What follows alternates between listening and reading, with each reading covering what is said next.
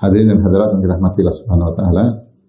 Pada kesempatan ini kita akan bahas satu hadis yang diriwayatkan oleh Imam Tirmidzi dan beliau berkata hadisun hasan, yaitu hadis yang hasan. Hadis tersebut diriwayatkan dari sahabat Abu Hurairah radhiyallahu anhu, anna Rasulullah sallallahu alaihi wasallam qaal, bahwasanya Rasulullah SAW bersabda, badiru bil a'mali sab'an, yaitu bersegeralah untuk beramal soleh sebelum datang 7 perkara. Apa 7 perkara tersebut? Kemudian Nabi bersabda, hal tantaziruna illa faqran munsiyan, tidaklah kalian menantikan kecuali bisa jadi menimpa kalian kemiskinan yang melupakan, au ghinan mutghiyan, atau kekayaan yang membuat seorang melampaui batas, au maradan mufsidan, atau penyakit yang merusak. Yang keempat, au haraman mufannidan, atau pikun, ya, tua yang melemahkan, ya. Au mautan mujhizan, atau kematian yang datang dengan tiba-tiba. Kemudian yang keenam, awid dajjal fasyarru ghaibin yuntazar, atau dajjal fasyarru ghaibin yuntazar, yaitu hal yang gaib yang sangat buruk yang sedang dinanti kedatangannya. Awis sa'ata fasa'atu adha wa amar, atau yang ketujuh yang terakhir adalah hari kiamat, dan hari kiamat lebih dahsyat dan lebih pahit. Hadis ini Rasulullah SAW menyuruh kita untuk bersegera beramal sebelum datang 7 perkara yang menimpa kita, salah satunya atau sebagiannya, dan pasti akan menimpa kita salah satunya.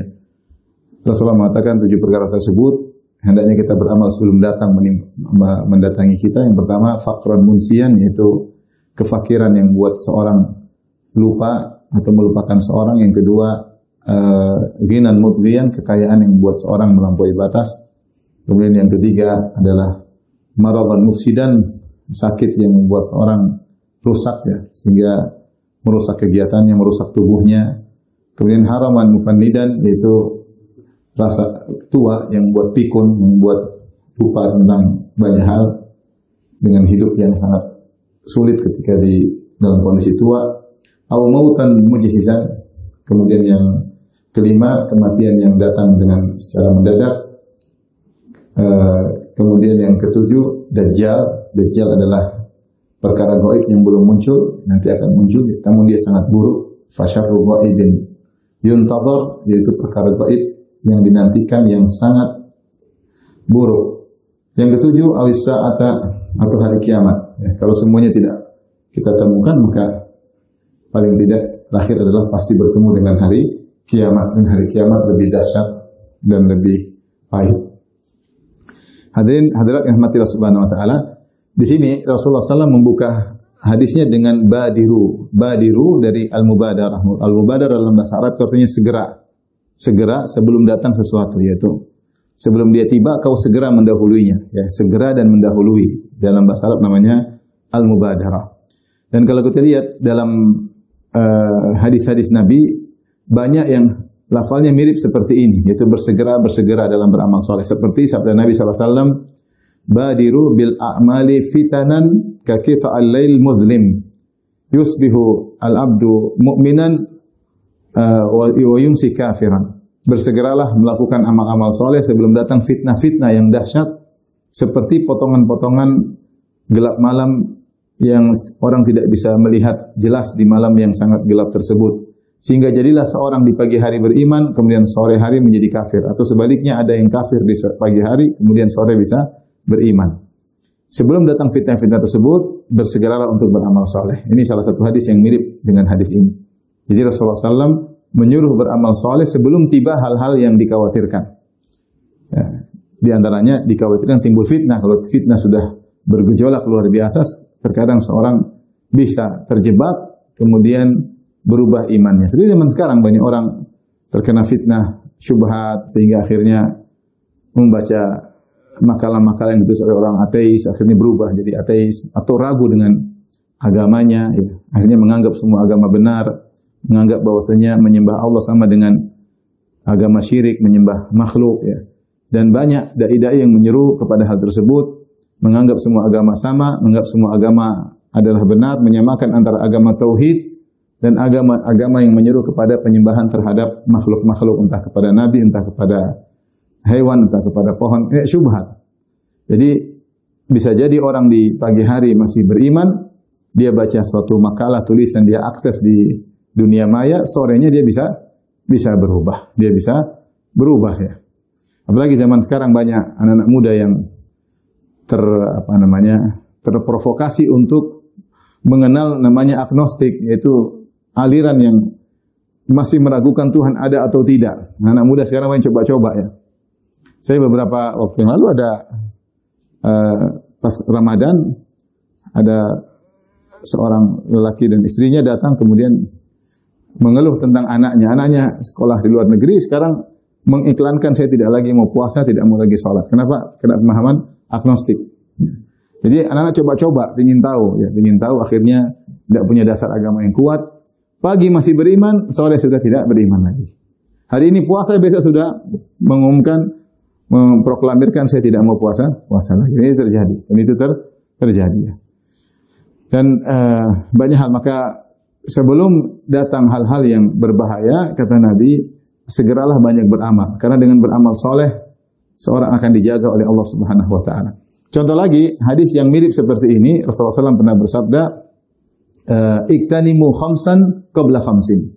Gunakanlah kesempatan melakukan 5 perkara sebelum datang 5 perkara yang lain. Jadi Rasulullah suruh, mumpung masih ada kesempatan, gunakanlah kesempatan, manfaatkanlah atau lakukanlah 5 perkara sebelum datang 5 perkara yang lain. Kata Nabi SAW, misalnya kata Rasulullah SAW, syababaka qabla haramik.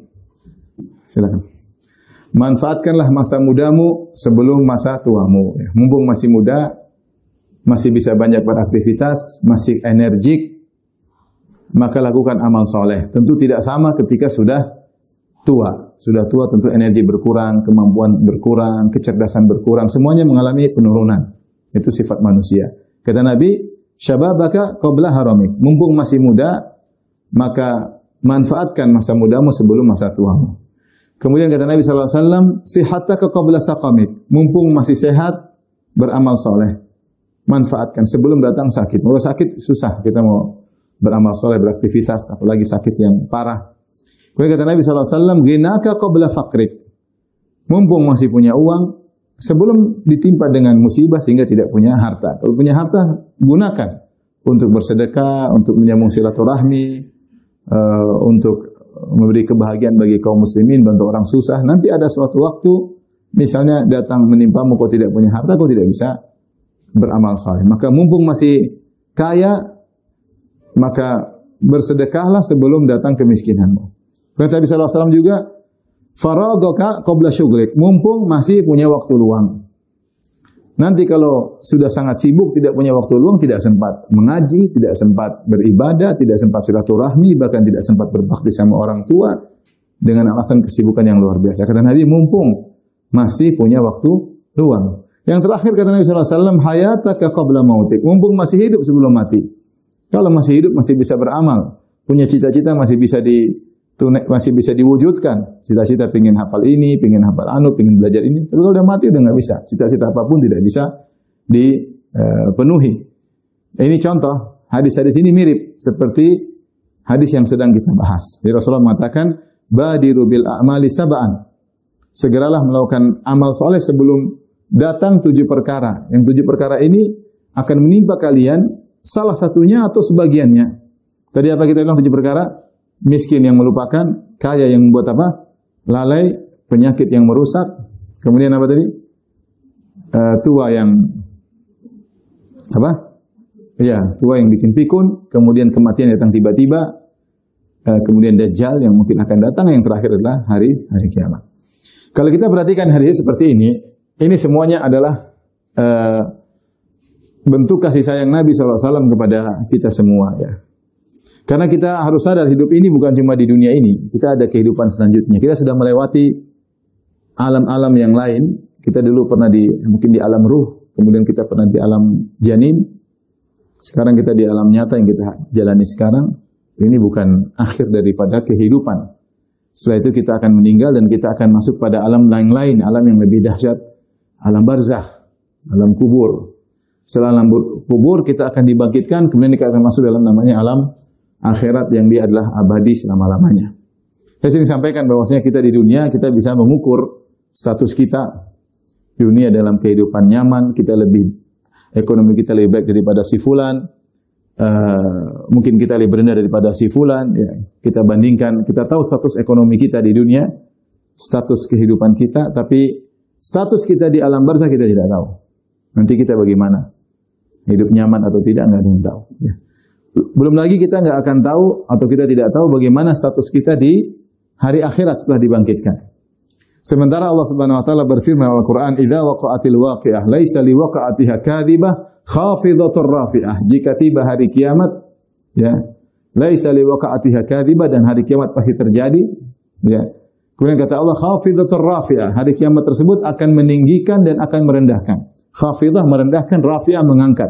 Sebagian ahli tafsir mengatakan hari kiamat akan mengungkap hakikat seseorang. Ada sebagian orang ketika di dunia disangka derajatnya tinggi, ternyata di akhirat derajatnya rendah, serendah-rendahnya.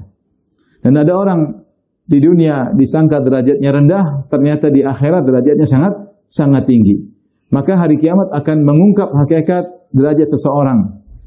Apakah derajatnya tinggi atau derajatnya rendah. Sekali lagi saya katakan, kita di dunia kita tahu derajat kita.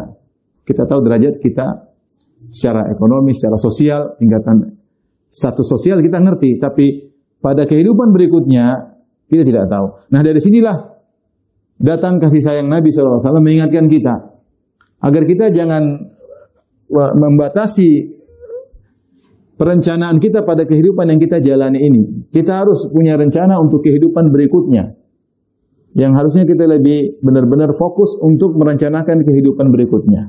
Kita di dunia kita boleh bangun rumah yang indah, maka di akhirat harus lebih utama kita bangun istana yang lebih indah, karena yang di dunia akan kita tinggalkan, kita akan menuju yang akan kita tempati selama-lamanya.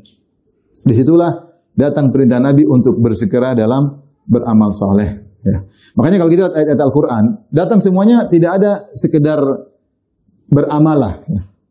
I'malu begitu saja enggak, tapi datang perintah-perintah dalam Al-Qur'an dengan isyarat untuk bersegera atau cepat atau berlomba. Seperti Allah Subhanahu wa taala berfirman, "Wasari'u ila maghfiratin min rabbikum wa jannatin arduha samawati wal ardu uiddat lil muttaqin." Kata sari'u artinya cepatlah. Cepatlah menuju ampunan Allah dan cepatlah menuju surga yang luasnya seluas langit dan bumi yang Allah siapkan untuk orang bertakwa. Allah tidak mengatakan berjalan menuju surga, tidak, tapi cepatlah. Lafal yang datang musara'ah itu cepat. Jadi untuk beramal soleh jangan malas-malas, jangan tunda-tunda, segera. Dalam ayat yang lain kata Allah Subhanahu wa taala, "Sabiqu ila maghfiratin min rabbikum." Sabiqu itu diluanlah, cepatlah ketika beramal soleh untuk menuju surga Allah, untuk menuju kehidupan yang abadi. Kemudian dalam ayat yang lain Allah berfirman, "Wastabiqul khairat." Berlombalah dalam kebaikan. Dalam ayat yang lain ketika Allah sebutkan tentang nikmat surga, kata Allah Subhanahu wa taala, "Wa fi dzalika falyatanafasil mutanafisun." Untuk urusan surga bersainglah. Maka datanglah perkataan para salaf tentang hal ini. Kata Hasan Al-Basri, jika kau melihat seorang melampauimu dalam urusan dunia, maka saingilah dia dalam urusan akhirat. Kita boleh-boleh aja menyaingi orang urusan dunia, kita pengen lebih, boleh-boleh aja, tapi jangan lupa yang penting itu di akhirat, bukan yang sekarang. Ya, alhamdulillah di dunia kita menjalani kehidupan, kita masih bisa makan, bisa minum, bisa tidur ya. Dengan status ekonomi apapun kita bisa makan, bisa tidur, bisa istirahat. Ya, mungkin beda tempat tidur, beda tempat tinggal, tapi tidur tetap tidur, makan tetap makan. Safar tetap safar. Ya. Satu naik bisnis kelas, satunya naik ekonomi, tetap juga naik pesawat. Satu mobil mewah, satu mobil, tetap aja naik mobil, alhamdulillah. Mau tidur harga tempat tidur 100 juta dengan harga 5 juta tetap aja tidur ya. Tapi yang kita pikirkan adalah bagaimana kehidupan selanjutnya. Nah, untuk kehidupan selanjutnya kita harus cepat-cepatan, bersegera. Kenapa disuruh bersegera oleh Nabi SAW? Karena kalau kita tidak bersegera akan datang halangan yang membuat kita terhalang untuk bisa beramal soleh. Ini yang Rasulullah khawatirkan. Karena tidak ada yang duga datang penghalang-penghalang tersebut dengan tiba-tiba. Ya. Maka Rasulullah sebutkan, jangan sampai kau lagi punya uang, kemudian kau tidak beramal soleh, ternyata tiba-tiba datang kefakiran yang luar biasa, sehingga membuat engkau lupa untuk bisa beribadah. Banyak orang yang miskin, kemudian lupa untuk beribadah. Kenapa? Sibuk mencari makan, sehingga lupa untuk beribadah. Ya.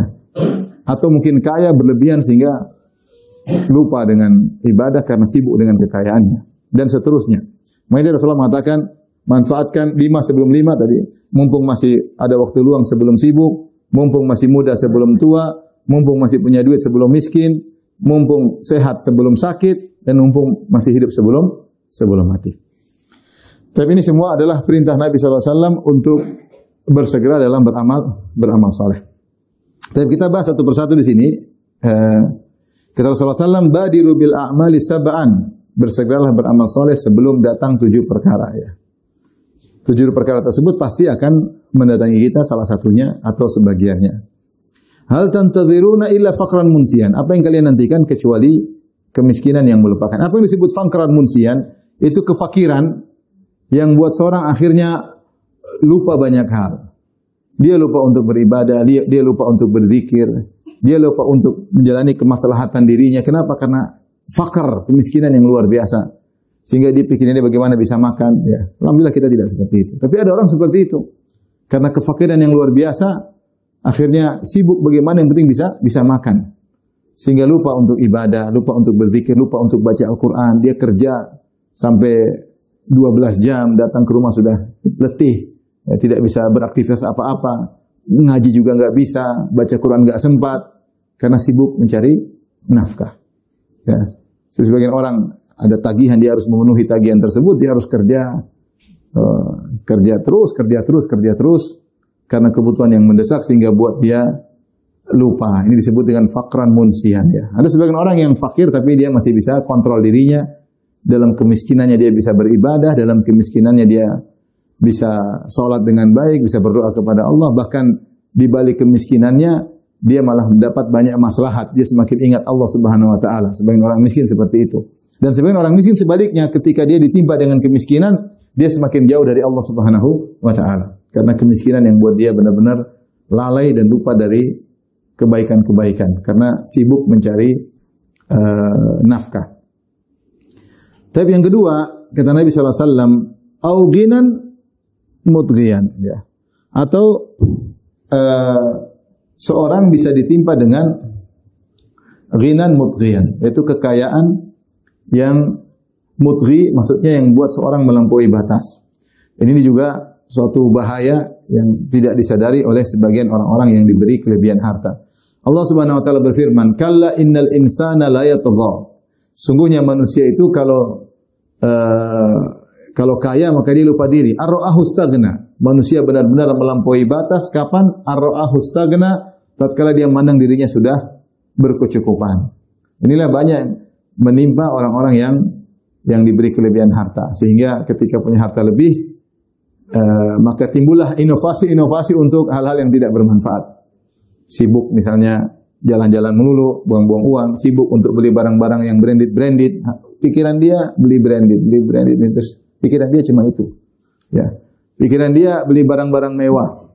Padahal itu semua akan dihisab oleh Allah Subhanahu wa taala. Sehingga dia melampaui batas. Allah tidak melarang kita menikmati harta yang kita miliki, tapi yang dilarang adalah melampaui batas. Ini jadi masalah ya. Nanti kalau sudah terlalu melampaui batas, akhirnya berlanjut pada keangkuhan dan kesombongan. Ya.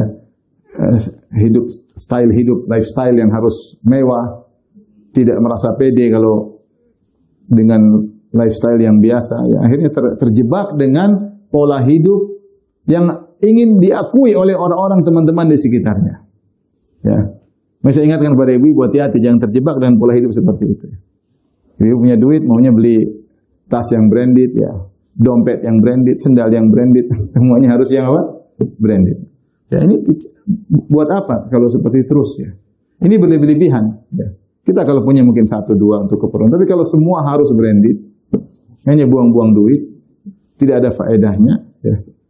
Sehingga akhirnya membeli barang-barang yang berlebihan. Dan Rasulullah SAW melarang namanya israf. Israf itu secara sederhananya adalah membeli barang dengan harga yang banyak, tetapi fungsinya sedikit, itu namanya israf. Kalau benar dia mahal tapi fungsinya bagus, nggak ada masalah. Orang beli mungkin komputer yang mahal tapi fungsinya diperlukan, mobil yang bagus supaya fungsinya jelas, nggak ada masalah. Tapi kalau hal yang mahal fungsinya nggak jelas, ini namanya israf. Masih hati-hati kalau beli sepatu, kemudian beli apa? Beli dompet ya, beli tas. Tas harga 500 juta, fungsinya apa? Ya, untuk menyimpan ATM suami. Fungsinya apa? Tas mahal-mahal. Ya. Bukan masalah saya punya uang, ya bukan masalah uang, kau akan dihisab oleh Allah Subhanahu wa taala. Nah, seperti ini kekayaan yang buat seorang lupa. Coba seandainya uang tersebut dia gunakan untuk yang lain, untuk kemaslahatan, untuk membantu orang miskin, untuk bangun masjid, yang lainnya tentunya lebih banyak manfaatnya. Maka agar kita tidak terjebak dengan kekayaan yang melupakan, hendaknya seorang setiap dia beraktivitas, dia mau beli apa, dia mau kemana-kemana, maka dia harus tanya pada dirinya, saya akan dihisab oleh Allah Subhanahu wa taala. Saya akan diberdirikan oleh Allah dan saya akan ditanya, kenapa kau melakukan ini? Kenapa kau beli ini? Karena setiap orang yang punya uang akan ditanya oleh Allah dengan dua pertanyaan. Min aina iktasabahu wa fima anfaqah.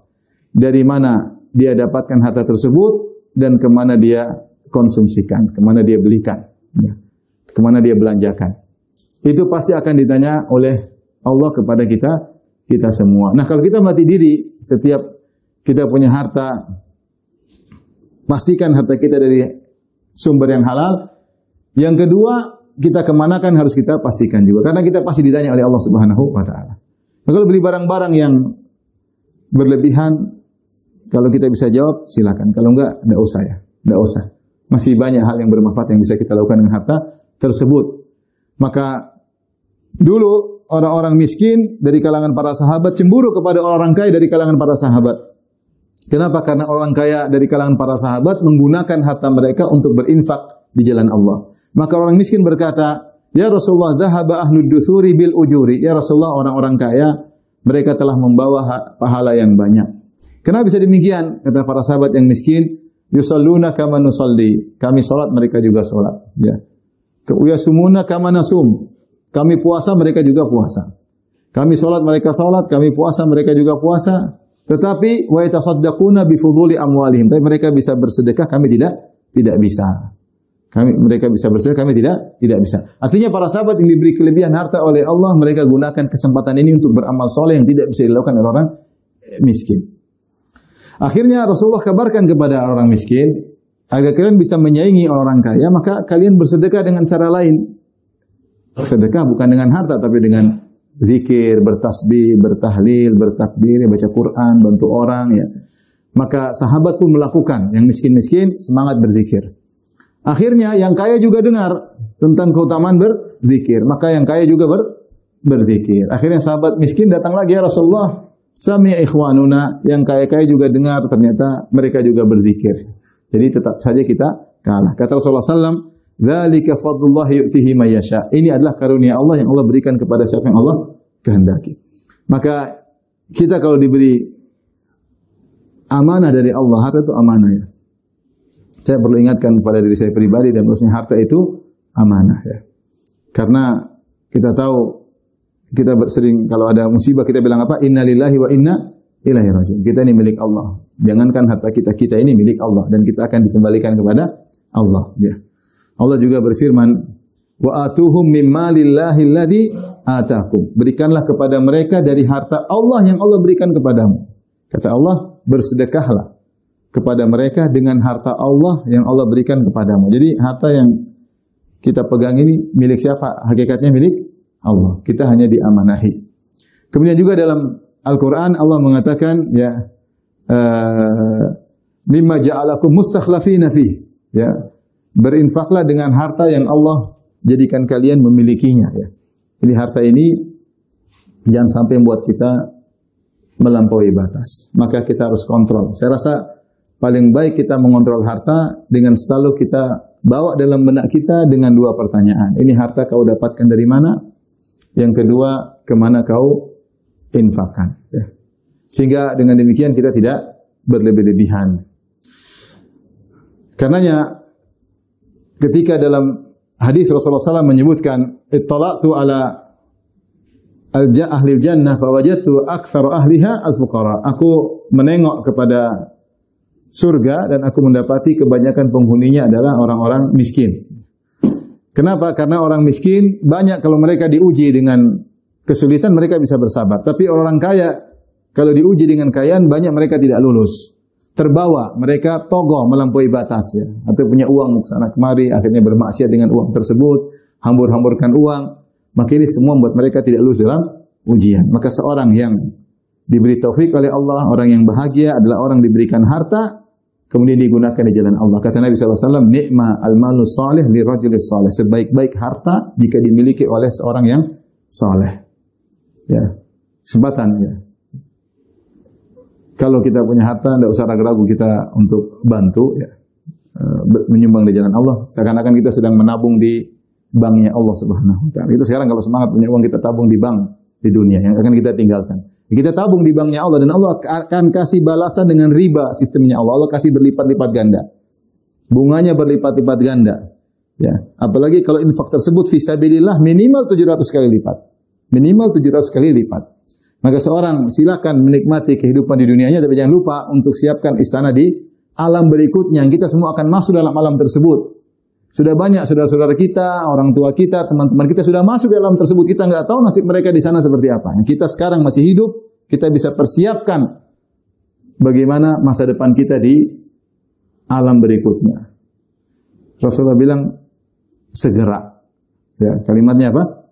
Segera. Sebelum datang hal-hal yang akan menghalangi. Baik. Jadi ini yang berikutnya. Tadi yang kedua, ghinan mutghiyan. Jangan sampai kamu tidak beramal soleh, sementara kemudian kamu ditimpa dengan kekayaan yang buat kau lalai. Karena udah lalai tadi ya, banyak urusan, banyak bisnis yang harus dijalani, banyak laporan harus diperiksa. Waktu habis ya. Waktu habis ya. Waktu habis. Untuk ngurusin dunia. Bahkan sebagian orang kaya tidak menikmati dunianya ya.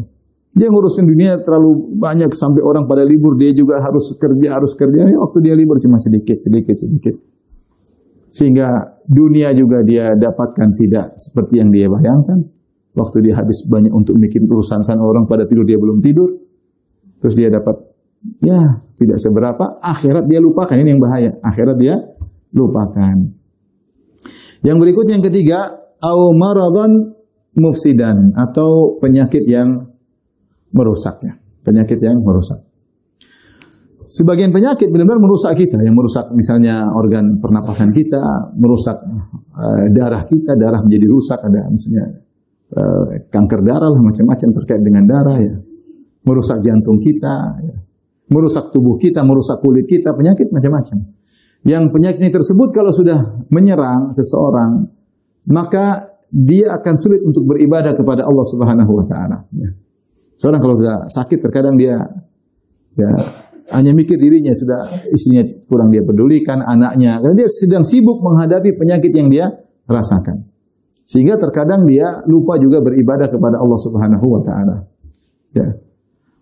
Makanya mumpung masih sehat, beramal soleh yang bisa kita lakukan ya.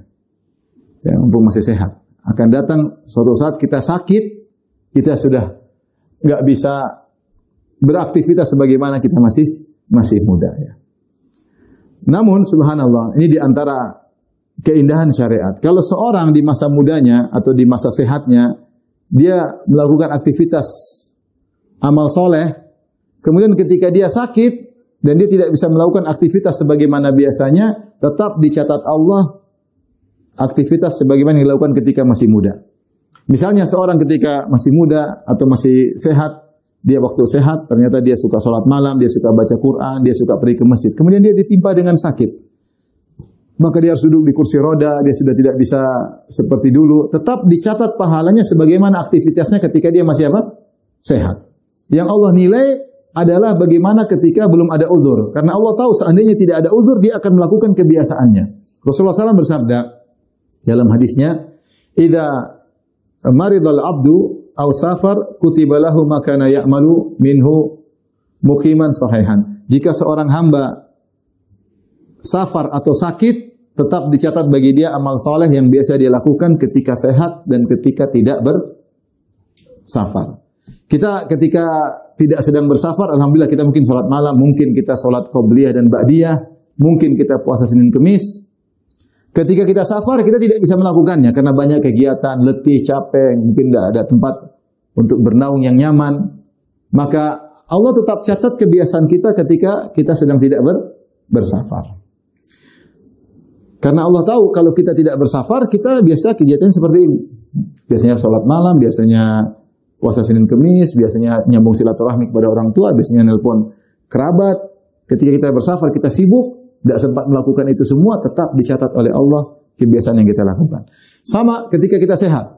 Kita sehat, kita biasa ibadah tersebut, biasa baca Quran, sehari bisa baca setengah juz, kemudian kita bisa sholat malam, kita bisa puasa Senin Kemis misalnya, kita bisa ziarah ke orang tua, silaturahmi. Nah, ketika kita sakit, kita nggak bisa melakukan itu semua, maka tetap dicatat oleh Allah Subhanahu Wa Taala kebiasaan yang kita lakukan. Makanya di antara hal yang harus kita perhatikan, ketika masih sehat, maka manfaatkan kesehatan kita. Sebelum datang maradhan mufsidan, penyakit yang merusak ya, penyakit yang merusak. Sebenarnya orang kasihan gitu, kalau udah sakit nggak bisa apa-apa ya. Tadi tubuhnya kuat, tiba-tiba sakit. Nggak bisa beraktivitas, kemampuannya hilang ya. Kemampuannya hilang. Nah, kalau dia sebelum sakit ternyata dia orangnya banyak beribadah, tetap dicatat ibadahnya meskipun dalam kondisi sakit. Yang berikutnya, au haraman mufnidan, atau tua yang membuat orang pikun. Allah menyebutkan dalam Al-Quran disebut dengan ardhalul umur, yaitu umur yang membuat kondisi seorang sangat rendah, yaitu sudah tua, dia nggak bisa beraktivitas, kurang kemampuannya, suka lupa-lupa. Kata Allah, wa minkum man yutawaffa wa minkum man yuraddu ila adzaril umuri likai la ya'lam min ba'di ilmin syai'a. Di antara kalian ada yang Allah wafatkan sebelum pikun, ada yang Allah wafatkan, dan di antara kalian ada orang yang tetap hidup tapi dalam kondisi apa? Pikun, sehingga dia lupa apa yang pernah dia lakukan. Manusia, subhanallah, kalau hidup lama pun dia tidak akan bisa energik seperti biasanya. Lama-lama dia semakin apa? Semakin tua, semakin tidak mampu, kemudian akalnya mulai berkurang ya. Kemarin saya sempat lihat orang tua ya, di masjid dia baca Al-Quran, subhanallah, dia baca Quran. Cuma dia gemetar luar biasa, gemetar. Jadi kalau buka lembaran gemetar. Ya subhanallah. Ya kita mumpung tidak begitu, mumpung masih bisa baca Quran dengan mudah, buka lembaran dengan mudah, baca Quran lewat HP. Ya, semangat ya. Nanti kalau sudah masa tua, banyak yang tidak bisa kita lakukan. Bahkan bisa kembali kepada ardhalil umur, yang tadinya cerdas jadi kekanak-kanakan. Yang tadinya wibawa jadi seperti anak kecil. Bahkan menghadapi anak kecil lebih mudah daripada menghadapi orang tua yang sudah seperti anak-anak. Dia tidak dirinya saja yang letih, dia meletihkan orang di sekitarnya. Ini manusia bisa mengalami demikian. Nah, mumpung kata Nabi belum engkau merasakan kondisi seperti itu, mumpung maka beramal solehlah. Ya, karena setiap kita, kalau kita pun umur panjang, kita akan merasakan ini. Enggak ada orang umur panjang ya kemudian tetap cerdas, ya, kecuali mungkin para ulama. Para ulama yang saya temui beberapa ulama yang punya 90 tahun lebih masih cerdas, masih kuat, tapi energi sudah tidak seperti dulu. Tapi otaknya masih cerdas, masih luar biasa karena hafal Quran dan selalu mengulang-ulanginya. Tapi kebanyakan orang tidak demikian. Tadinya dia profesor, kemudian tua, selesai. Dia mulai pikun-pikun, mulai apa? Lupa-lupa ya. Dulu saya ingat, saya waktu masih di kuliah ya, di teknik kimia, ada dosen sudah sangat tua. Entah mungkin 70 atau 80 tahun dosen terkenal, dosen senior. Sehingga dia sudah sangat sulit untuk mengajar kalau dia berjalan dengan berat. Kemudian dia bicara, entah dia bicara apa, kita juga tidak paham. Padahal dulu dia pintar. Subhanallah, di tengah pengajaran belum habis semester dia meninggal dunia. Semua muridnya dikasih B atau A, saya lupa. Tapi Ini tadinya orang pintar, ketika dia sudah tua dia nggak bisa ngajar, ya nggak bisa maksa, udah tua. Ya. Nah, kita sekarang masih muda, masih punya kemampuan untuk berpikir, masih tidak pikun. Gunakan kekuatan akal kita untuk merenungkan ayat-ayat Allah, untuk belajar tafsir, untuk belajar hadis-hadis Nabi, untuk akhirat kita semuanya. Ini semua kan Rasulullah sebutkan untuk agar kita pikirkan alam berikutnya. Yang sekarang alhamdulillah saya sering sampaikan, kita di dunia sekarang alhamdulillah nyaman-nyaman aja. Mau banyak masalah kita masih makan, kita masih tidur, kita masih bisa melakukan aktivitas dunia, masih bisa bercengkerama dengan anak istri. Tapi yang jadi masalah adalah kehidupan berikutnya. Ini kesempatan masih bisa beramal soleh sebelum datang haraman mufnidan atau mufannidan. Masa tua yang buat seorang sudah tidak bisa mengontrol dirinya lagi. Saya kemarin ketemu ada kerabat umurnya 88 atau berapa. Sebelumnya dia masih, Masya Allah, dia masih setiap jam 3 dia bangun baca Quran. Udah tua, tapi setiap jam 3 dia bangun baca Quran. Sekarang sudah mulai nggak kenal orang di depan dia. Karena sudah 89 kalau nggak salah umurnya.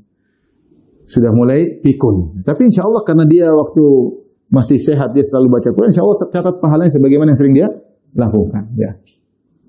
Tapi ada orang yang sebaliknya udah umur 70-an masih main game. Waktu umurnya habis buat tidak ada manfaatnya untuk akhirat kelak. Ya. Tidak ada manfaatnya. Makanya kapan lagi kita mau semangat ya? Kapan lagi kita mau semangat? Ini kalau udah sedikit pikun sudah selesai. Ngomel sana, ngomel sini, marah sana, marah sini. Nanti kalau bilang sudah sholat belum? Sudah azan belum? Sudah nanti. Saya mau sholat. Sudah tadi mak sudah sholat. Enggak, saya belum sholat. Ribut sama anaknya. Nanti harus ditalkin. Mak baca Al-Fatihah. Saya pengen sholat tapi Al-Fatihah lupa. Dia talkin. Tapi tidak apa-apa kalau kebiasaan dia. Itu insya Allah semua pahala. Yang jadi masalah kalau kita baru sadar sudah pikun. Nanti susah. Baru mau kenal Allah sementara kita sudah mulai pikun. Sayang. Mumpung kita masih ada umur. Masih berpikir dengan masih kuat, masih energik. Manfaatkan waktu. Manfaatkan kekuatan tersebut. Nanti kapan datang uzur, tetap dicatat amal soleh kita. Ya. Ada yang bilang, Ustaz, kenapa safar melulu? Ya, kenapa? Saya masih muda, ini udah tua, saya nggak bisa safar. Kesana kemari, saya sudah domplok di rumah aja udah. Kalau masih muda, nggak ada masalah. Kita kesana, sini, yang penting berusaha melakukan kebaikan. Nanti ada saatnya saya nggak bisa apa-apa. Ya. Entah meninggal, entah tua, nggak bisa kesana kemari, udah selesai. Ya. Kenapa masih muda umroh? Enggak apa-apa umroh, masih muda. Udah tua umroh setengah mati. Kita nggak bisa energik seperti dulu. Sebenarnya orang mau haji ketika, jangan haji setelah tua, masih muda hajian kamu, masih kuat. Masih pergi ke Arafah dengan energik, masih bisa berdoa dengan kuat, masih bisa tawaf, masih sa'i, masih kuat. Nanti haji umur 60, 70 sudah lemas, didorong orang. Lewat Hajar Aswad, Allahu Akbar, kuat. Kalau masih energik, Allahu Akbar. Nanti kalaupun kita sudah terbiasa melakukan kebaikan, ketika kita mengalami pikun, kita nggak bisa lagi melakukan seperti sebelumnya, pahala tetap mengalir. Itulah baiknya Allah Subhanahu wa Ta'ala. Kenapa pahala tetap mengalir? Karena Allah tahu kalau seandainya dia energik, dia pasti melakukan amal soleh seperti kebiasaannya. Yang kita khawatirkan kita di masa kita masih energik, masih pikiran masih kuat, kita malas-malasan itu masalah. Sehingga ketika datang uzur tersebut, kita nggak dapat nilai plus. Kita nggak dapat nilai plus ya. Ya, makanya kalau kita sedang safar lihat orang-orang tua di masjid kita, subhanallah. Apakah saya mungkin sampai masa seperti dia, susah, didorong orang? Belum tentu ya. Kalaupun sampai itu nggak bisa apa-apa. Mau bicara ceramah nggak kuat. Ya. Ada guru saya ceramah di Masjid Nabawi, sudah usia 90 lebih, dia suaranya nggak bisa lagi. Nggak bisa ngajar lagi. Tapi apa yang dilakukan selama ini pahalanya luar biasa. Ya, nanti kita bicara dengan orang udah tua, cedal dia dengan namanya manusia seperti itu. Ya. Allah mengatakan, Allah menjadikan manusia min dha'fin tsumma ja'ala min ba'di dha'fin quwwah, dari lemah, anak kecil kemudian menjadi kuat, jadi pemuda yang kuat. Tsumma ja'ala min ba'di dha'fin min ba'di quwwatin dha'fan wa syaibah. Setelah itu Allah turunkan lagi dari tadi puncak kekuatan menjadi lemah dan menjadi tua. Dan kata Allah, wa minkum man yuraddu ila adalil umur. Di antara kalian ada yang dikembalikan kepada umur yang paling rendah, yang paling jelek, yaitu pikun. sebelum meninggal dunia. Makanya di antara doa Nabi berdoa, Allahumma inni a'udzubika an uradda ila ardhil umur. Kata Nabi, ya Allah, aku berlindung kepada Engkau dikembalikan kepada umur yang memikunkan. Rasulullah berlindung. Ya, Rasulullah meninggal bukan dalam kondisi apa? Pikun. Maka ini jangan sampai kita malas-malas beribadah, kemudian datang masa pikun, sehingga kita sudah tidak bisa lagi beribadah sebagaimana tidak energetik seperti dulu. Kemudian kata Nabi SAW yang berikut, yang keberapa? 1, 2, 3, 4. Yang kelima ya. Au mautan mujhizan. Nah, ini yang atau kematian yang mendadak. Rasulullah menyebutkan di antara tanda akhir zaman al-mautul mufaji', yaitu kematian datang tiba-tiba. Ini sudah di depan mata kita orang tiba-tiba meninggal dunia banyak sekali. Banyak hal yang buat orang meninggal dunia tiba-tiba ya. Ya, tadi pagi masih sehat, malam sudah meninggal dunia. Tadi pagi masih ketawa-ketawa, malam sudah meninggal dunia. Saya ketemu ada kawan, Ustadz, teman saya baru meninggal, padahal tadi malam saya ngopi bareng sama dia. Masih muda, umur masih 30-an meninggal. Ya Allah, kalau mau cabut nyawa seorang, kapan saja. Ada lagi duduk di kerjaannya, lagi periksa-periksa laporan, meninggal. Ada. Lagi mimpin rapat, meninggal ada. Lagi mimpin rapat, meninggal. Lagi olahraga, meninggal banyak. Kita lihat banyak sekarang. Main tenis, bulu tangkis meninggal, main tenis meninggal, main bola meninggal, maraton meninggal, main sepeda apalagi banyak sekali meninggal, banyak sekali main sepeda. Dia tujuannya untuk hidup lama, ternyata malah meninggal. Enggak ada yang duga ya. Tahu-tahu kena serangan jantung ya. Kawan kemarin ada saya ketemu, Masya Allah, tahu-tahu pasang ring. Padahal olahragawan, sehat, pasang ring. Alhamdulillah masih kesempatan pasang ring. Ada yang langsung meninggal dunia. Ini jadi masalah. Kita tidak bisa menduga umur kita sampai kapan. Seandainya kita tahu umur kita sampai kapan, kita bisa persiapkan diri. Saya mau nakal sampai sekian, setelah itu saya mau tobat. Tapi kita nggak tahu kapan kita dipanggil oleh Allah Subhanahu Wa Taala. Tidak syarat mati itu harus tua dulu, nggak ada. Nggak ada syarat mati harus sakit dulu, nggak ada. Nabi Adam alaihissalam ketika meninggal dunia bukan dalam kondisi sakit, dia dalam kondisi segar bugar. Datang malaikat maut ingin cabut nyawanya, maka Nabi Adam berkata, belum saatnya, umur saya 1000 tahun. Ini baru 960.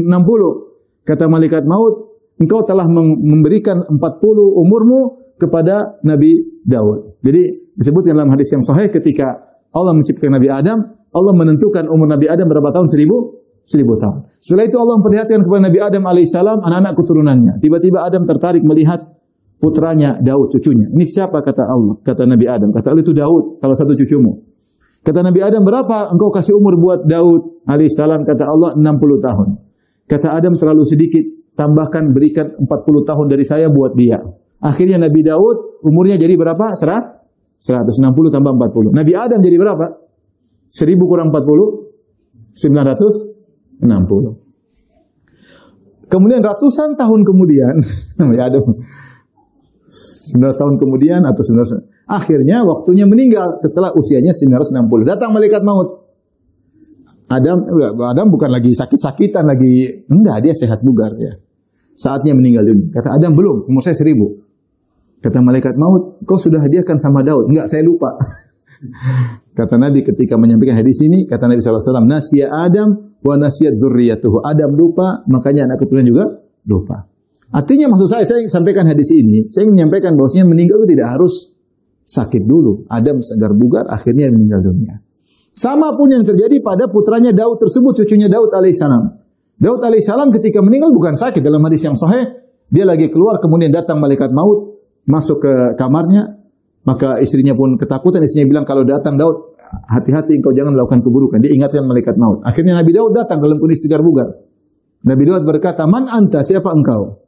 Kata malaikat maut, ana alladhi la ahabul muluk. Aku adalah yang tidak pernah takut sama raja siapapun. Wala yamtani'u minnil hujjab, dan tidak ada bodyguard yang bisa menghalangiku. Kata Nabi Daud, idzan anta malakul maut. Kalau gitu engkau adalah malaikat maut. Kamu baru meninggal, selesai. Tidak harus, maksudnya tidak harus apa? Sakit dulu. Jadi meninggal tidak harus sakit dulu, meninggal tidak harus tua dulu. Banyak orang kecelakaan. Ini kemarin kita dengar berita orang kaya baru coba mobil baru, tahu-tahu ketimpa dengan truk atau meninggal, ini selesai. Yang ada meninggal dibunuh orang, meninggal kecelakaan, meninggal tiba-tiba kena serangan jantung, ya, padahal periksa selama ini sehat-sehat saja, waktunya meninggal. Nah, ini yang jadi masalah. Kalau kita tahu kita kapan meninggal, kita mungkin bisa persiapkan diri. Karena kita tidak tahu kapan kita meninggal, kita harus persiapan terus continue. Karena kita tiba-tiba bisa meninggal kapan saja. Sudahkah kita kalau dicabut nyawa kita sekarang siap bertemu Allah? Tentu banyak di antara kita nggak siap. Hanya urusan belum selesai, ibadah masih belum beres, maksiat belum bisa ditinggalkan. Seharusnya seorang muslim, seharusnya yang ideal, setiap saat siap untuk dipanggil oleh Allah Subhanahu wa taala. Maka sebelum dia dipanggil, dia siapkan dirinya karena dia bisa dipanggil kapan-kapan saja. Apalagi Rasulullah SAW mengatakan di antara tanda hari kiamat adalah al-mautul mufaji, yaitu kematian yang datang dengan tiba-tiba. Betapa sering saya ditelepon teman, Ustaz, si fulan, mana? Sudah meninggal Ustaz, nggak tahu, subhanallah. Masih muda udah meninggal. Bapak ini sudah meninggal. Supir yang itu sudah meninggal. Banyak sekali.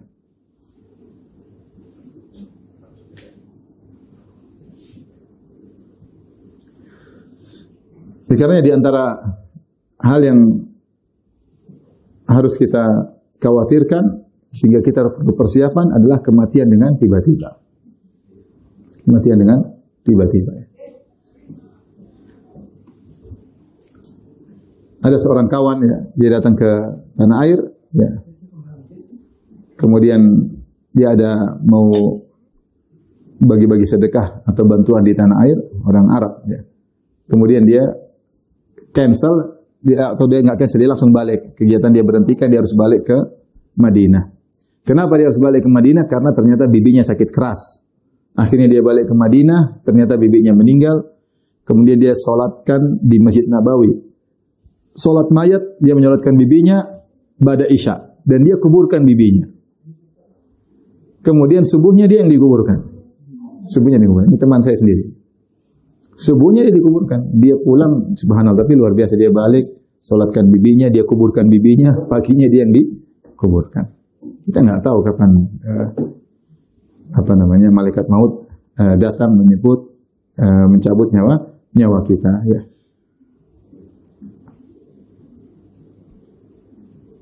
Oleh karenanya seorang harus senantiasa menyiapkan dirinya dengan persiapan yang terbaik, ya, sebelum datang malaikat maut, ya.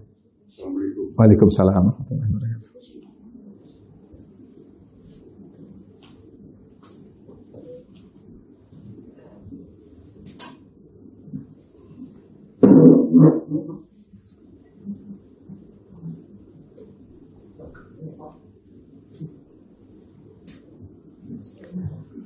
Bapak Ibu rahmatillah subhanahu wa ta'ala, maka ini adalah peringatan dari Nabi SAW untuk bersegera beramal soleh sebisa mungkin yang kita lakukan sebelum datang kematian yang tiba-tiba, ya. Sebelum datang kematian yang tiba-tiba. Kita saja masih segar, misalnya masih muda, tidak sakit, bisa saja tiba-tiba meninggal dunia. Apalagi yang memang sudah diberi tanda-tanda oleh Allah bahwasanya usia kita semakin menjelang, ya. Di antara rahmat Allah Subhanahu wa taala, Allah beri peringatan. Kata Allah Subhanahu wa taala, "Wa ja'akumun nadhir." Dan telah datang peringatan kepada kalian akan adanya hari kebangkitan, akan adanya hari pertemuan dengan Allah Subhanahu wa taala. Sebagian salaf menafsirkan an-nadhir adalah uban. Siapa yang sudah mendapat dalam dirinya ada ubannya, dalam rambutnya ada ubannya, ketahuilah bahwasanya dia akan menuju pada titik pertemuan dengan Allah Subhanahu wa taala. Seandainya manusia selalu kuat, selalu pandangannya tajam, selalu pendengarannya tajam, dia mungkin lupa kalau dia akan meninggal dunia. Tapi Allah kasih tanda-tanda. Kasih tanda-tanda dengan mulai rambut putih, mulai pandangan melemah, mulai langkah kaki tidak sekuat, seenergik seperti dulu, ya. Mulai banyak penyakit yang timbul. Kita dulu waktu masih umur 30, saya kemana nggak pernah mikir penyakit. Sekarang nggak pernah mikir makan apa saja. Sekarang udah 40 lebih pasti mikir-mikir. Sudah mulai banyak bunyi di badannya. Atau bunyi kolesterol, bunyi banyak signal yang nyala, ya. Dulu tidak pernah kita pikirkan. Signal-signal itu sebenarnya rahmat dari Allah agar kita tidak lupa diri. bahwasanya kita ini akan menuju pada kematian. Maka siapkan diri kita untuk bertemu dengan kematian. Saya sering sampaikan, dan ini peringatan buat saya pribadi, setiap kita harus punya proyek akhirat, punya perencanaan. Kita kalau perencanaan dunia sudah sering, kita sudah hebat-hebat. Mau bikin rumah kita perencanaan, gambar apa segala kita sudah jago lah. Yang punya perusahaan sudah jago-jago, bagaimana nyusun perusahaan supaya sukses, bagaimana bisa mendapatkan keuntungan yang banyak. Sudahkah kita siapkan proyek kita untuk rumah masa depan kita di surga? Harus kita siapkan. Perencanaan. Hidup ini jangan kita cuma asal jalan aja. Sebagaimana kalau kita urusan dunia, kita benar-benar serius. Ada jadwal kantor, jadwal pulang kantor, jadwal rapat. Kita seriusin. Nah untuk kita, akhirat kita juga harus seriusin. Harusnya lebih serius daripada dunia ini. Harusnya. Jangan sampai kita di surga atau di akhirat ya seadanya. Baca Quran seadanya, zikir pada Allah seingatnya, ya. Sedekah semaunya. Enggak, jangan begitu. Ada jadwal. Bikin sedekah ada jadwal. Zikir ada jadwal. Baca Quran ada jadwal. Belajar ada jadwal. Ngaji ada jadwal. Salat malam ada jadwal. Kalau memang ingin dapat istana di akhirat. Jangan akhirat ya seadanya saja. Enggak. Kita ini akan hidup setelah ini mati, kita nggak tahu hidup kita bagaimana. Status kita bagaimana, kita nggak ada yang tahu. Jangan terpedaya dengan status kita sekarang. Memang kalau kita kaya di dunia, kita bahkan kaya di akhirat, banyak yang kebalik. Jangan lupa kita menyangka kalau kita punya harta banyak, umur kita lebih panjang. Tidak ada urusannya. Kata Allah Subhanahu Wa Taala mencela orang kafir. Kata Allah Subhanahu Wa Taala, "Alladzi jama'a mala wa addada." Orang yang ngumpulkan harta kemudian hitung-hitungnya. Sudah berapa juta, sudah berapa miliar, sudah berapa triliun. Yahsabu anna malahu akhlada. Dia menyangka hartanya akan membuat dia hidup kekal. Kalla, sekali-sekali tidak. Kita punya harta lebih banyak, tidak menambah umur kita sedetik pun tidak ada. Maka perlu persiapan, perlu program untuk akhirat kita. Jangan sudah saatnya kita berhenti dari urusan akhirat seadanya, sebisanya. Itu kalau akhirat jangan begitu. Kita apalagi sudah berusia, sudah. Mungkin dulu masih umur 30, 20 kita begitu. Sekarang udah 40 ke atas, 45 ke atas, sudah 50 ke atas. Harusnya cara berpikir kita berbeda. Ntar lagi kita masuk ke alam berikutnya. Saya akan tinggalkan semua harta saya, anak istri saya tinggalkan. Saya masuk di alam yang saya tidak tahu. Saya bertemu istana atau bertemu dengan kehinaan. Tidak ada yang tahu. Maka sudah saatnya kita punya persiapan, program. Jangan buang-buang waktu. Berikutnya, kata Nabi SAW, kalau 5 ini pun selamat, mungkin akan ketemu dengan perkara yang ke-6, awid dajjal atau dajjal. Fasyarru ghaibin yuntadhar, yaitu hal yang gaib yang belum datang, yang ditunggu namun sangat buruk. Karena kita tahu fitnah dajjal sangat luar biasa. Makanya di antara kalau kita salat kita berdoa dengan a'udzubika min syarri fitnati masih dajjal, al-masih dajjal. Ya Allah, aku berlindung kepada Engau dari keburukan fitnah al-masih dajjal. Dajjal ini siapa? Dajjalnya seorang makhluk yang akan muncul di akhir zaman. Ya. Datang dalam banyak hadis-hadisnya mutawatir. Dajjal tersebut diberikan oleh Allah kesaktian yang luar biasa sebagai ujian bagi manusia. Sebagaimana Allah berikan kemampuan luar biasa bagi iblis untuk menggoda manusia, setan untuk menggoda manusia. Dajjal pun demikian. Allah berikan dia kesaktian luar biasa sebagai ujian bagi manusia. Maka disebutkan Dajjal akan hadir di akhir zaman dan dia ada di bumi selama 40 hari. 40 hari. Kata Nabi SAW, yaumun kasana, hari pertama dia seperti sehari seperti setahun. Wa yaumun kasyahrin, hari kedua dia seperti sebulan, satu hari tapi rasanya seperti sebulan. Yang ketiga, yaumun kajum'ah, satu hari seperti sepekan. Wa sairu ayyamihi ka ayyamikum, dan sisa harinya 37 hari lainnya seperti hari biasa 24 jam. Sahabat ketika mendengar hadis ini, mereka bertanya, Rasulullah, perhatikan sahabat. Kalau hari yang seperti setahun ya Rasulullah, kita salatnya bagaimana? Para sahabat mikir, nanti gimana ibadah? Itu dia pikir. Bukan gimana cara selamat dari Dajjal. Pertama, bagaimana ibadah? Bagaimana cara kita beribadah yang sehari seperti setahun? Apakah cukup 5 kali? Kata Nabi enggak, tapi berikanlah kadar sesuai dengan kadarnya. Setiap 24 jam salat 5 waktu. Setiap 24 jam salat 5 waktu. Ini semua masalah gaib. Allah mau rubah-rubah gerakan matahari, rembulan, orbitnya bagian terserah Allah. Tapi nanti ada hari di mana sehari seperti setahun. Rasanya seperti 365 hari. Ada sehari rasanya seperti sebulan, 30 hari, sehari seperti seminggu, sisanya seperti yang lain. Nah, yang jadi masalah Dajjal ini sangat sakti. Maka dia bisa menghidupkan yang mati. Kemudian dia bisa tanah yang tandus, maka dia bisa tumbuhkan tumbuhan. Kemudian daerah yang kering dia mengatakan, wa ya sama'u amtiri, wahai langit turunkan hujan. Maka turunlah hujan. Dan dia mengaku sebagai Tuhan. Ya. Kata Nabi, kalau bertemu dengan Dajjal sangat berbahaya. Sangat berbahaya. Maka sebagian orang menyangka dia beriman, ketika bertemu Dajjal, dia ikut Dajjal tersebut. Subhanallah, di antara hikmah kenapa kita berlindung dari Dajjal, meskipun Dajjal hanya muncul di akhir zaman, karena banyak Dajjal-Dajjal kecil di zaman sekarang. Dajjal itu artinya pendusta. Banyak dukun-dukun Dajjal-Dajjal kecil. Sekarang aja dukun-dukun saja yang beriman banyak, yang percaya dukun banyak atau tidak? Saya tanya ulang. Yang percaya sama dukun di tanah air banyak atau tidak? Banyak. Kalau nggak banyak, dukunnya nggak bakalan eksis. Berarti banyak apa? Banyak ininya, konsumennya. Banyak. Customernya banyak. Buktinya mereka eksis. Bahkan sebagian dukun diekspor ke luar negeri. Berarti customernya banyak. Nggak usah bicara, ada orang saja bisa ngeremot awan, orang percaya, dipanggil-panggil, ya nggak?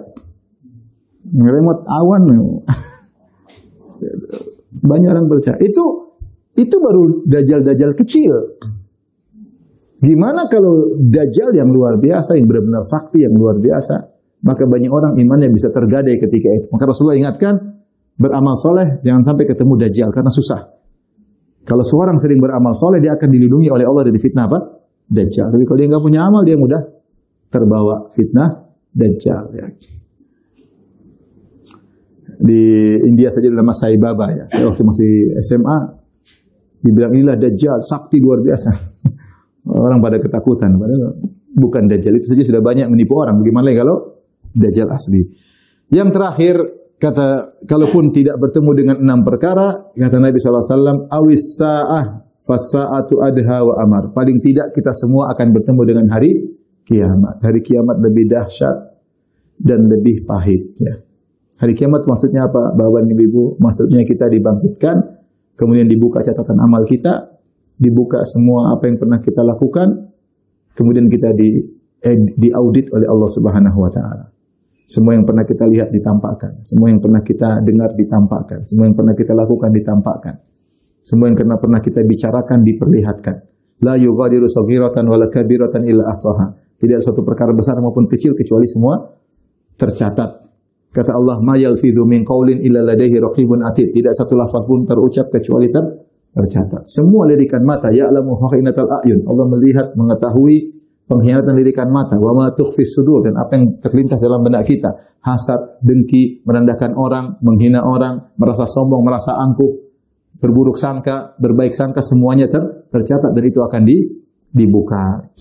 Setelah itu baru kemudian akan diklasifikasikan oleh Allah, amal kebaikan mana, amal keburukan mana, kemudian ditimbang, kemudian surga atau neraka. Berat kalau dihisab ya. Berat ya. Kita jadi hisab, bagaimana ngurus istri udah benar belum? Dihisab Allah. Ngurus istri benar enggak? Ngurus anak benar enggak? Ngurus orang tua benar enggak? Kita semua akan dihisab.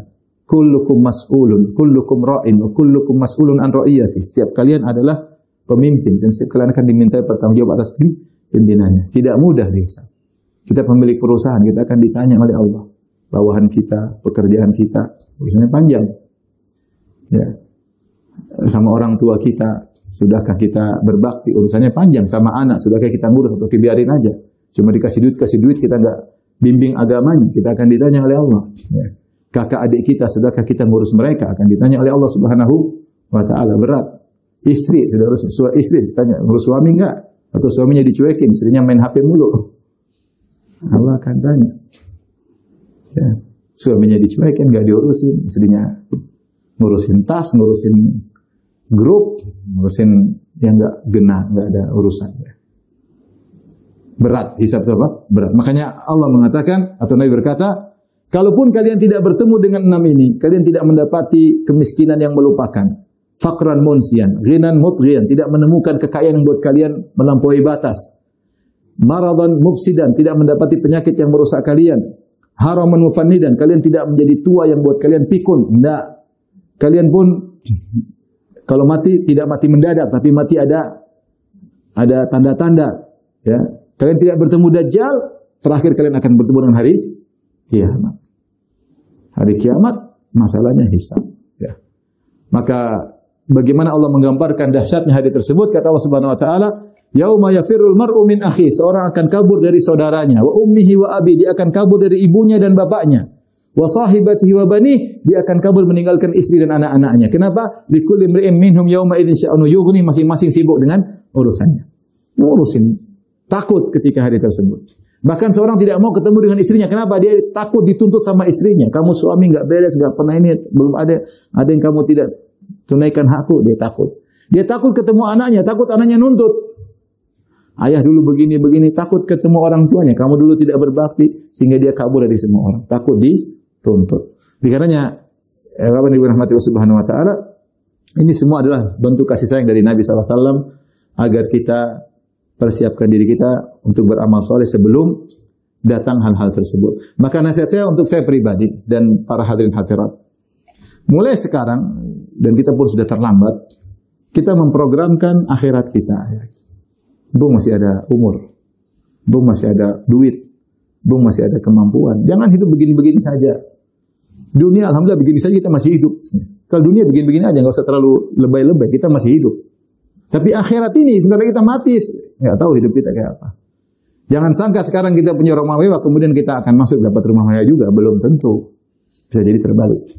Jangan sangka adalah orang di pinggir jalan mungkin nyapu-nyapu, kita hina dia, ternyata di akhirat dia memiliki istana yang hebat. Ya, kita pingin di dunia kita dapat kemudahan, di akhirat juga dapat apa? Kemudahan. Maka mulai sekarang kita harus program beramal soleh. Nah, kalau ingin program beramal soleh, kita harus hargai waktu. Itu kuncinya, hargai waktu. Setiap waktu, jangan sampai ada yang lewat sia-sia. Setiap detik, jangan ada yang lewat apa? Sia-sia. Yakinkan, pastikan apa yang kita lihat, apa yang kita bicarakan, semua ada pahalanya. Saya lakukan ini ada pahalanya enggak? Ada pahala saya lakukan. Saya nonton ini ada pahalanya enggak? Ada, ini urusan perusahaan. Boleh, silakan. Ada pahalanya karena kita ingin bikin perusahaan kita untuk membantu orang-orang pekerja kita, silakan. Selama ada pahalanya, lakukan. Kalau enggak usah. Nonton film Korea, ada enggak pahalanya? Tidak ada. Ya sudah, jangan nonton film Korea. Lihat berita artis, ada enggak pahalanya? Kalau enggak ada, enggak usah nonton. Kan kita akan dihisab oleh Allah. Waktu kita gunakan lihat berita artis yang tidak ada faedahnya. Waktu kita terbuang. Tahu enggak waktu kita terbuang, itu kita buang umur kita. Umur kita buang. Harusnya umur kita, saya 45 tahun, akhirnya sebenarnya bukan 45, karena banyak yang saya buang yang tidak manfaat. Saya buang umur saya. Habis waktu, apalagi orang nonton kemudian nonton sinetron berseri-seri, umur dia buang. Seandainya dia buat baca Quran. Nanti hari kiamat dibuka catatan amal, isinya nonton sinetron. Malaikat nyatatnya sinetron melulu. Seri 1, seri 2, seri 2, seri 3. Dibuka, malu kita di hadapan Allah Subhanahu wa Ta'ala. Kalau sudah terlanjur kita minta ampun. Allah Maha Baik. Tapi sisa umur kita nggak tahu sampai kapan. Jangan sampai begitu terus. Ya, jangan gitu terus. Yang hari-hari lewat tidak pernah baca Quran, rubah. Jangan hari-hari lewat nggak baca Quran, baca Quran. Kamu kalau mati ketemu Allah, malu nggak? Tiap hari lewat, hari-hari lewat tidak baca Quran. Apa yang mau kita andalkan di hadapan Allah? Orang-orang sana, masya Allah, miskin-miskin baca Quran, susah-susah baca Quran. Kita lihat sendiri orang susah-susah. Madinah sana, masya Allah, orang susah-susah baca Quran, ada hafal Quran. Kita diberi kelebihan harta, tidak disyukuri, malah buang-buang umur yang tidak ada manfaatnya. Maka ini saja yang saya sampaikan pada kesempatan kali ini. Sesungguhnya ini nasihat buat saya pribadi, ya, agar kita bisa menjadi lebih baik untuk mempersiapkan kehidupan kita pada alam berikutnya. Hidup ini sudah kita jalani, kita tahu jalan, pola jalannya kita sudah ngerti. Insya Allah kita bisa hadapi. Tapi kehidupan berikutnya kita nggak jelas. Maka waktu umur yang masih ada, gunakan untuk akhirat kita. Apa kata Allah atau nasihat orang-orang soleh kepada Qarun yang Allah abadikan dalam Al-Quran?